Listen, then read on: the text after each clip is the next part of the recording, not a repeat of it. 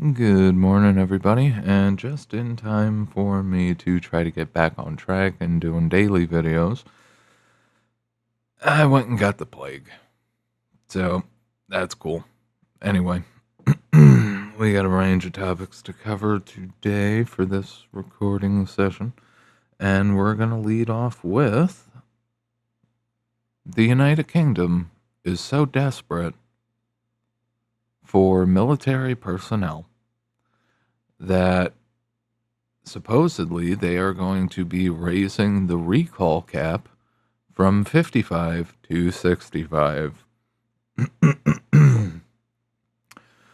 Yep, you heard that right. Apparently, the British government thinks that it would be a good idea to take the 65-year-olds out of the retirement homes far away from their soup and crackers and put them on the front lines. Now, a lot of people think that a lot of people think that they would be more so relegated to non-frontline roles, but the reality is the push for conscription and the essentially feeling out the terrain on that has gone horribly.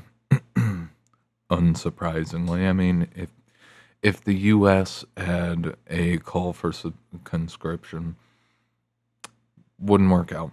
Too many people are pissed off, disenfranchised. It's no different in the UK, where the thought police kick down your door every time you say something that the government decides is racially charged or uncouth. You know, whatever excuse they want to come up with. Oh my God, you're not being PC. Time to throw you in handcuffs. Come on. It's time for the diversity police to come kick your ass. Anyway, yeah, so the conscription push in Western Europe has been a tremendous fail. And this is one of the ways that they would like to counteract that. Like, all right, if we can't get the young people, we'll just pull all the old people out of the nursing homes and we'll put them on the front lines. A lot of these old timers think that they would be relegated to non-combat roles, you know, sitting at a desk, running inventory, supply depots, that kind of thing. But the reality is, I would not expect that for a single second. Back during COOF, the common name for COOF to say COOF was the boomer remover. And unfortunately for the governments, the boomer remover did not work out too well. It did not wipe out nearly as many people as they needed it to in order to clear out the long-term liabilities. Because, give me just a moment.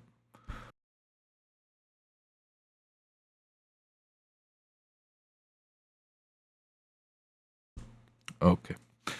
Because from the American side of the pond, most of the retirement programs, most of the liabilities were kept off the books. All right. The United States looked really good financially. Well, I mean, we're 38 trillion plus in debt and growing faster, but we looked relatively all right because all of the long-term obligations, federal pensions, state pensions, Social Security, Medicare, a certain amount of, well, I mean, Medicaid's already, but all of those programs, all the long-term liabilities were kept off the books. All right. The reality is not only is there no funding for them, there is no ability to get funding for most of these programs. All right. When it comes to the pensions, the only thing that the government can do is either raise taxes or cut spending, both of which are very unpopular, and both of which will choke out what's left of the American economy. And I will very much assume that the UK is not too different from us. At least a certain amount of your pension obligations, retirement obligations of any kind are probably kept off the books, and we'll worry about it. We'll cross that bridge when we get to it. Well, we're now at the bridge. So, all the old timers, all the former servicemen of the UK who would be liable to get called back in for a war with the Russians, they, a lot of them aren't paying attention to this part. They honestly think that they will just be relegated to, the dustbins of military protocol. And it's just like, no, no. If the 65-year-olds are wheeled out of the nursing homes to go fight the Russians, you guys are going to be digging through the trenches. You're going to be slogging through hell. You're going to be fucking running away from drones packed with high explosive. All right? Or rolling away from drones packed with high explosive. Like, this is the reality. This is how fucking insane the world has gotten. If they put you on the front lines, then not only do they get to pause your pension payouts, but they get to pause your pension payouts and hopefully not have you be alive to collect the pension in the future. All right, now this is the thing. I definitely have my qualms and issues with the generation that had it incredibly fucking good in terms of living standards, probably throughout all of human history. The boomer generation, like damn near infinite cheap, easy oil, almost zero conflict. The world's biggest conflict ended and wasn't repeated a third time, asterisk. And you did have the Cold War, but whatever. You just had to build more nukes than the Russians. Regardless, best living standards of probably any generation in history. And now, because of poor planning, poor execution, not thinking about the future anywhere near enough, now we have a massive population with nowhere near enough people at the bottom because Social Security, the retirement schemes, are Ponzi schemes. There's no getting around it. The only way that, you're going to fund any of this is by taking from young workers. All right, and the model works out as long as you have growing generations. Every generation has to be twice as big as the last in order to maintain the pay, all right? But not only do we not have the people, we don't have the jobs because the same boomers that were reliant on these systems, when they were in charge of the companies and corporations, instead of, sticking by their own people, they decided, you know what, we're going to fuck everybody and we're going to enrich ourselves by offshoring and outsourcing every single job possible. And to the extent, at least in the UK's position, they did keep some of their steel production. They did. And they've lagged. Russian steel beats the steel that comes out of the UK. I believe Sheffield. Russian steel beats Sheffield. American steel beats Sheffield. The only people you might be able to beat are the Chinese, but I doubt if you have a lead there, it's going to last long. Regardless, these systems are all underfunded. The reality is most of the pension systems will, unless a large chunk of the boomer generation is eliminated through one form or another, most of these systems, if the national governments were to actually keep up with them, they'll crash their own economies. All right, because again, if you raise taxes, it kills off your businesses. All right, now given, I'm not too too much focused on large businesses for this because they can absorb an extra point or two in taxes. They can absorb, um, perfect example is the fact that most major corporations are constantly working with the government to get the legal frameworks set up. Like when it comes to who wants the regulations, it's mostly the corporates. The corporates want the regulations so they can 100% cover their asses depending on the situation and eliminate all corporate liability for doing anything that might have been in a gray zone. But whilst the corporations can absorb the hit of another regulation that they helped create, a small business can't. You raise the taxes, you can kill off the small businesses, and then you lose a decent amount of wealth generation just from that.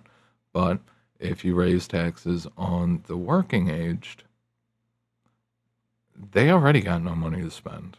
In the UK, especially with the migrant waves, you guys can't afford fucking houses either.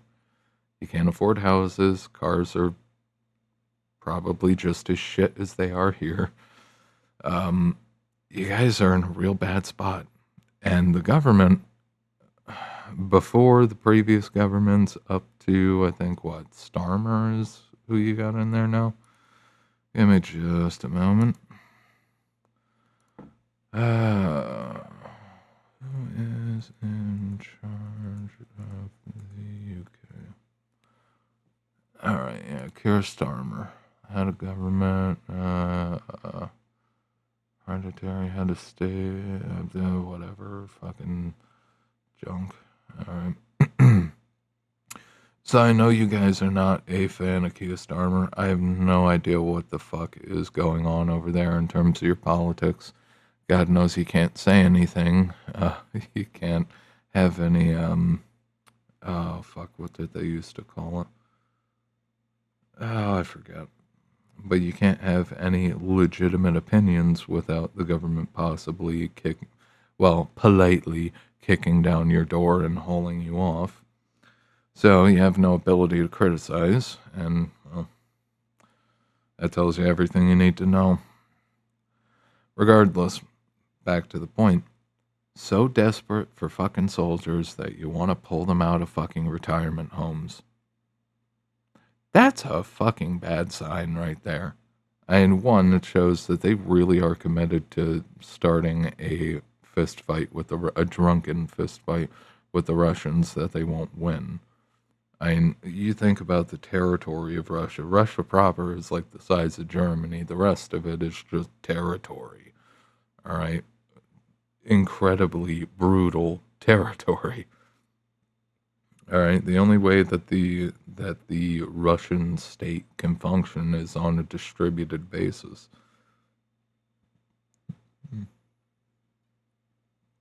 But Western Europe needs collateral and assets to cover its ass.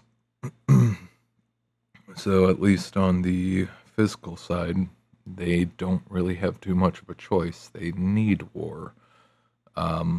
And this applies for pretty much all of Western Europe. You need war. You have so much fucking paper floating around out there, you need to actually have collateral behind it. And God knows the Germans, even though they've been effectively de facto in charge of the EU with the French, Germany is a fucking shithole. This whole fucking shit show with the Russians and Ukraine, like, you have no cheap energy anymore. Your industrial base is collapsing. You know? Enzkrieg? I forget what the hell it was called. Not the happy end of Enzkrieg.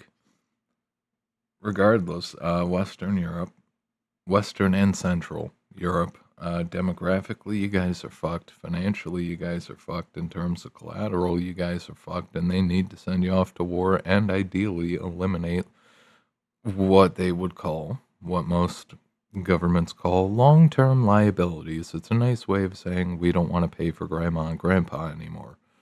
All right. This this is just a perfect example of the rot that's going on in the West. But to be fair, again, evidently a lot of people did not expect to make it to the age that they made it to. I mean, personally, I'm surprised I survived all the way into my 30s. Honestly, when I was younger, I was sitting there like, holy shit. Because I could see the writing on the wall and I was bucking way too early.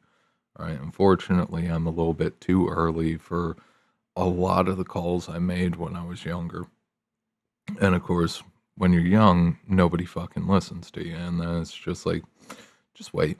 Just wait and watch. And then all the pieces start falling together. And it's just like, you're caught off guard for a moment where you're like, oh my God, I'm fucking right. And then it hits you again like, oh God, I'm fucking right. And then there's a little bit of panic like, holy shit. All right. Then I know where things are going. Oh God. All right. Time to get the bullets, beans, and band aids locked down.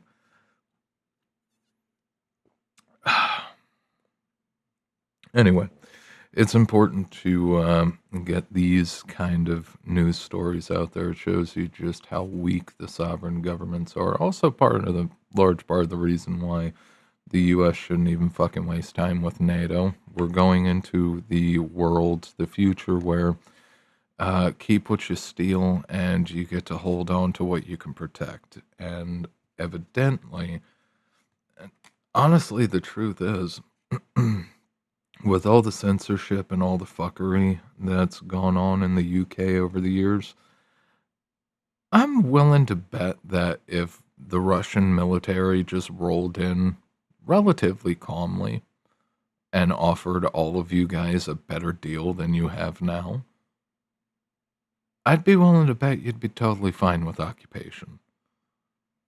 All right? Like, legitimately. You'd probably be okay with occupation. All right? Because then all of a sudden, yeah, you lose the welfare state and that all gets screwy, but you'd have a lot more opportunities. I mean, just compare west to east. Russians got a lot of farmland. And in addition to it, they got a lot of resources, a lot of capacity. All right. And for the cost of, especially when it comes to the farming, because I know the UK still has some farming. For the cost of one tractor in the West, you can buy 4 tractors in the East, and the tractors in the East they keep running. All right, they don't have all the emissions and all the pansy bullshit attached to it. They they're just engines that fucking work, which is what the West honestly needs, especially out of fucking anything. If you've been paying attention, the one thing that the West needs is to stop wasting time and energy and resources trying to mitigate the damage it does and just focus on mitigating how much damage on a grand scale is done. Because, like, for instance, obviously, you're going to want to retain the benefits of modern agriculture where you can plant and harvest entire fields relatively easily. But we don't have to have cars, all right, for the most part. And this is the thing, a lot of people will. Mm, the WEF, when Klaus was doing his bit, the WEF does a really bad fucking job selling an arguably decent idea. The idea of a 15-minute city where all of your essential services, no matter where you are in the city, all of your essential services are within 15 minutes. That's not a bad idea. How they want to go about getting there is fucking terrible. The fact that they want to hold a gun to people's heads is fucking terrible. All right. I know that randomly in the UK they'll just shut down certain roads and they'll do little things to fuck with you like that, and it's just like if you just improve services to the point where people can literally just walk through town to get to the fucking doctor's office, people will probably walk through town to go to the fucking doctor's office. I mean, yeah, there are some, lazy people who are just going to piss through the gas. That's fine. That's fine. But we can go to we can go in a direction that gets us there. It's just the fact that they want to mandate it and they don't want to put a fucking dime towards it. Unless when they do put a dime towards it, they want the right to be able to hold a gun to your head and tell you, okay, well, fuck you, you can't drive at all now. All right. If you just make it easy on people, this is the same thing with Amazon and all the other services that follow the seven deadly sins that I've talked about occasionally. I think the last time I brought it up was towards the end of Consumer Psychology Part 1 on the Substack, that all of the major businesses that did well, all the major corporates, the way their process flows, it rewards the seven deadly sins activities. In Amazon's case, it definitely rewards sloth and, well, to a certain extent, greed in terms of general consumer greed. But in Amazon's case, it's sloth. That's one of their big ones, the big one. All right, if you make things easy on people, they will naturally do what you want, what you would like to see them do. If they have to go halfway across the fucking, well, given the UK is not that big, but they have to go halfway across the country, in your case, to get something, go somewhere, do something, um, it becomes problematic, you know? But anyway, the system is fucked. We come to the same conclusion that, unfortunately, I have to keep mentioning. Like, I wish it wasn't the case. I really do. But for the past 20 plus years, the people who were in charge of this fucking show didn't want to touch on any of these fucking issues because God knows it is not popular. And people vote for feel goods. They don't vote for actually dealing with ungodly trillions of dollars or pounds in debt that they're going to have to go into. Like, if you look at the United States, coming back to across the pond again, the amount of money that the government would have to borrow and print, it'd be the Fed printing and just straight up monetization of the debt, which is already happening. It would drive inflation insane. Like, yeah, the government will indeed pay out your Social Security, your pensions, all of that shit. But just like the old Soviet pensions, the American pensions are going the exact same way. Where, yeah, you definitely get paid, although the country uses a different currency now. But the old currency is still accepted, and it buys you a sandwich and a pack of cigarettes. That's about it. 50 fucking years, 30 to 50 years of working and slaving away to prop up the system. All of the wealth and benefits went to a very small minority. And now, as a result, all of your sweat equity, all of your labor and sacrifice gets you a sandwich. Maybe, in your wording, a pack of crisps and a pack of cigarettes. That's what it's all going to devolve into. Unless people get their heads out of their asses, which ain't exactly going to happen.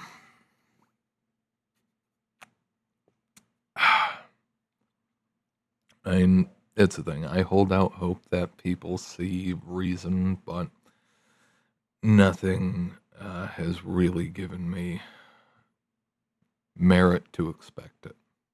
All right. Penchant to expect it? I don't know. I don't know what the right wording would be there. Regardless, I will end it there. Oh, God. If you are interested in personal or business consulting, stop by the website, www.spadesconsulting.com, without the dash. If you are interested in written content, check out the Substack. It is linked down below in the description and on the site. If you are interested in more videos like this, um, check in occasionally, like, favorite, share, subscribe, ding the bell, hit the bell, flip the bell, do all the TISM tasks, and I think that covers it. I'll see you guys next time.